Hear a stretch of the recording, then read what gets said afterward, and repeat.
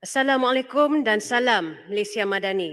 Terima kasih diucapkan kepada Datuk Speaker di atas peluang dan ruang yang diberikan kepada Bukit Bendera untuk membahas titah diraja yang di-Pertuan Agong.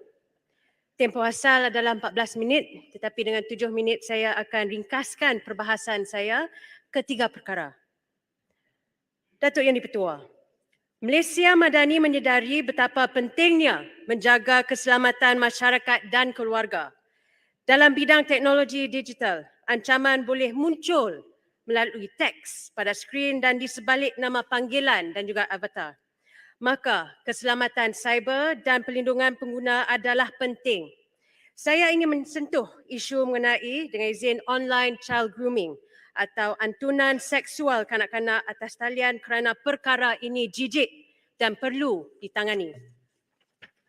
Sejauh manakah kita sebagai ahli parlimen sedar akan perkara ini?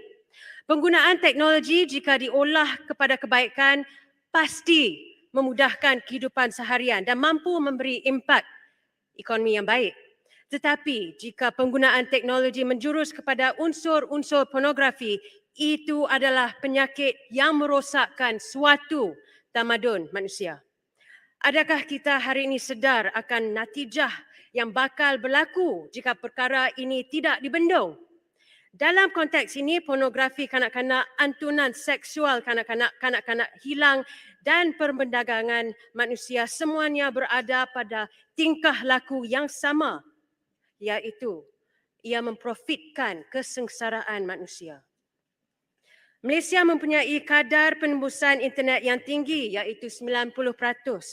Rakyat Malaysia menghabiskan purata 3 jam sehari di laman-laman sosial. Jadi aplikasi seperti Telegram dan Signal digunakan secara berleluasa untuk berkongsi foto kanak-kanak untuk tujuan songsang.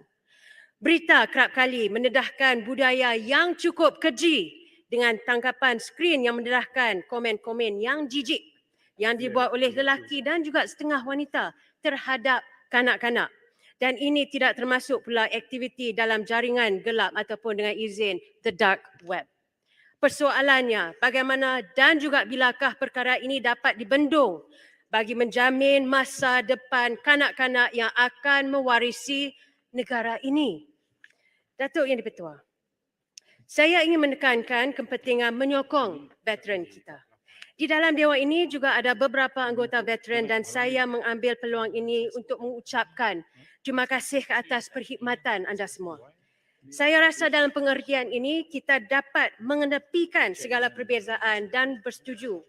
Saya juga mempunyai ahli keluarga yang merupakan veteran. Moyang saya berkhidmat dalam tentera. Datuk saya pula seorang anggota polis yang pernah memerangi komunis. Saya juga mempunyai seorang bapa saudara yang berkhidmat sebagai pegawai polis sehinggalah ke penghujung hayatnya. Jadi veteran-veteran kita telah mempertaruhkan nyawa mereka untuk mempertahankan negara kita. Dan di sini rakyat terhutang budi ke atas jasa dan juga pengorbanan. Para veteran telah menghadapi banyak cabaran dan kesukaran semasa berkhidmat. Jadi pentingnya bagi kita memberi sokongan dan juga bantuan. Berkenaan dengan kebajikan veteran, saya ingin mencadangkan supaya peluang diberikan pada mereka yang telah bersara untuk melanjutkan pelajaran secara percuma di mana-mana IPTA dan juga swasta, kolej kemahiran dan sebagainya. Selain daripada itu, veteran juga perlu dimasukkan dalam agenda transformasi TVET. Saya merasakan perkara ini mampu memberi manfaat kepada veteran yang khususnya lingkungan umur 45 tahun ke bawah. Jadi kalau dibandingkan dengan kerajaan negara barat, appreciation dengan izin terhadap veteran amatlah jauh beza. Jadi adalah tanggungjawab kita untuk memastikan kebajikan mereka terbelah dan juga kita memberi bantuan dari segi ilmu, kemahiran dan juga bimbingan dan juga sokongan dan bantuan mental dan fizikal. Datuk Yang di-Pertua, izinkan saya mengambilkan kesempatan ini untuk mengucapkan terima kasih kepada pengundi-pengundi Bukit Bendera kerana memberi kepercayaan kepada saya selaku wakil rakyat Bukit Mendera untuk membentuk masa depan yang lebih bermakna, iaitu membentuk negara yang inklusif, bebas daripada masalah perkauman dan juga ketaksuban. Bukit Mendera adalah kawasan pilihan raya yang mempunyai 71.2% penduduk Cina, 16% penduduk Melayu, 11.8% India dan 1% etnik seperti masyarakat Serani. Jadi pada masa yang sama, saya juga berkhidmat sebagai adun Sri Delima, sebuah kerusi DUN di Pulau Pinang yang pernah dijawat oleh Yang Berhormat Jelutong sebelum pemilihan saya. Dengan kepelbagaian yang merangkumi 65.5% masyarakat Cina, 22.3% masyarakat Melayu, 11.4% India. Kedua-dua kepelbagaian ini adalah bukti bahawa rakyat Malaysia sudah bersedia untuk menghapuskan politik perkauman dan identiti. Jadi idea untuk mengundi hanya untuk kaum sendiri seperti mana pihak pembangkang selalu dok lontak, saya rasa tak sepatutlah.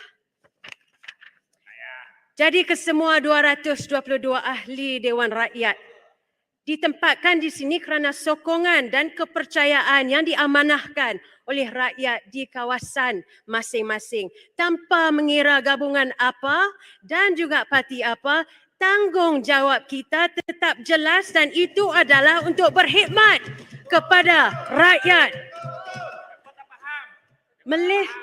Malaysia adalah sebuah negara yang mempunyai hampir 35 juta orang. Oleh itu adalah penting bagi kerajaan ini untuk mewujudkan dasar yang sama rata untuk semua. Untuk kita maju bersama dan sembuh daripada luka-luka lama. Jadi naratif baru amatlah diperlukan. Cabaran kita adalah untuk menyahkan fikiran yang tidak rasional dan naratif taksub daripada anak-anak kita jauh dari komuniti dan juga jauh dari negara. Kerajaan Perpaduan telah mengeluarkan satu set garis panduan yang menarik.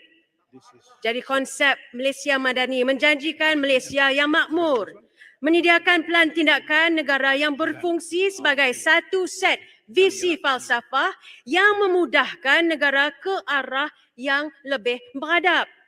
Ini adalah satu cara untuk menunjukkan kepada rakyat bahawa Kerajaan Perpaduan komited untuk membaiki negara kita. Dengan izin, our nation needs to heal and Malaysians deserve better than what has been presented before them. Okey, boleh landing dah kot. Nak landing dah. Nak tidur dah. Jadi elemen-elemen yang merosakkan perpaduan negara semakin berluasa di pentas media sosial. Sama ada Facebook, Twitter dan kini lebih daripada sebelumnya TikTok. Terlalu banyak video telah muncul, diedarkan, dikongsi untuk niat-niat untuk menyemai perasaan prasangka dan benci. Jadi dengan izin, fear mongering and hate mongering are old tactics to divide nations, and what we need is to embrace empathy, compassion and understanding. Kaki tengok video ah. Akhir sekali. Akhir kata, setiap yang hadir di sini mewakili kepelbagaian, pelbagai etnik, agama dan juga budaya. Justru di dalam memastikan keharmonian Dewan ini dipelihara, demokrasi di negara diamalkan dan perlembagaan negara dijunjung. Suka saya untuk memetik mafhum Al-Quran. Allah Subhanahu Wa Taala telah berfirman di dalam surah Al-Hujurat ayat 13 yang bermaksud, wahai manusia, sesungguhnya kami menciptakan kamu dari seorang laki-laki dan seorang wanita dan menjadikan kamu berbangsa-bangsa dan bersuku-suku supaya kamu saling kenal mengenali mereka serta di kalangan sesama kaum mereka sendiri. Jadi dengan ini saya Bukit Mendera menyokong dan juga menjunjung kasih titah Sri Paduka Baginda Yang di-Pertuan Agong. Sekian, terima kasih. Okey, terima kasih. Dia